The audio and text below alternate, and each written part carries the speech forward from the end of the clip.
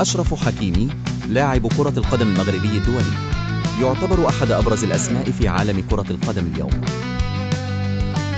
منذ بداية مسيرته الاحترافية، أظهر مواهبه وقدراته على أرض الملعب بشكل يلفت الأنظار.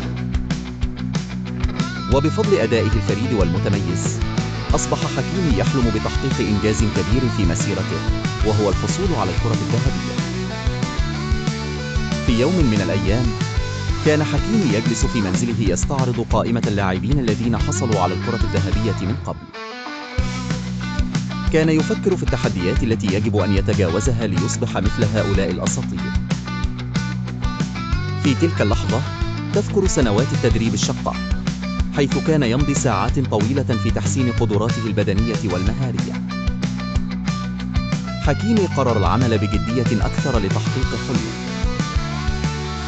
لعب في كبريات الأندية الأوروبية، وبدأ يلفت الانتباه بأدائه المذهل. كل مباراة كانت فرصة جديدة لإثبات نفسه، وكل هدف يحرزه كان خطوة تقربه من حلمه. لم يكن الأمر سهلا، حيث واجه العديد من المنافسين الأقوياء ولاعبين موهوبين. مع مرور الوقت، نجح حكيمي في الفوز بعدة جوائز وقبوله كرمز للأداء المثالي في مركزه كلاعب جناح. وهو اليوم مرشح فوق العادة للفوز بالكرة الذهبية لهذا العام.